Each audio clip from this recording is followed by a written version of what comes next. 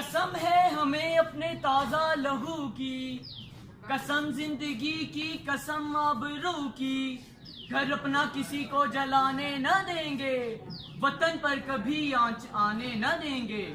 अरबाब दानिश और मेरे अजीज साथी, मेरी तकरीर का उन्वान योम दिफाए पाकिस्तान। तमाम जिंदा अक़वाम अपनी तारीख के बड़े आयाम निहायत अकीदत व एहतराम से मनाया करती है। 6 सितंबर 1965 हमारी तारीख का एक ऐसा दिन जब हमारे मक्कार दुश्मन ने हमारी सरहदों पर हमें ललकारा था, लेकिन वो ये नहीं जानता था कि इसका पाला किस कौम से पड़ा है।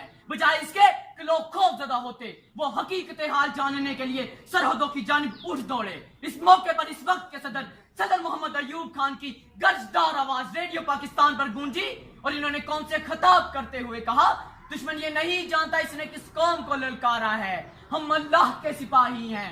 मुजाहिदों आगे बढ़ो और दुश्मन की तोपों को हमेशा हमेशा के लिए खामोश कर दो। अजीज साथियों, इस बलबले अंगेज खिताब को सुनकर पूरी कौम सी सपलाई हुई दीवार बन गई। मुल्क के कोने कोने में तराने गूंजने लगे। मुल्क का हर एक शख्स अपने अपने महाज पर डट गया और अपनी मदद आप तहत दुश्मन के मुकाबले के लिए तैयार हो गया।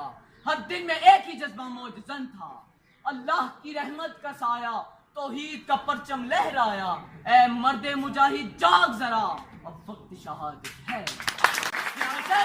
17 दिन की इस जंग में दुश्मन को हर महाज पर इबरतनाक शिकस्त हुई। आखिरकार दुश्मन जंग बंदी का वावया करने लगा। ये जंग बंद तो हो गई, मगर हिंदू सदियों तक इस शिकस्त का जख्म चाटता रहेगा।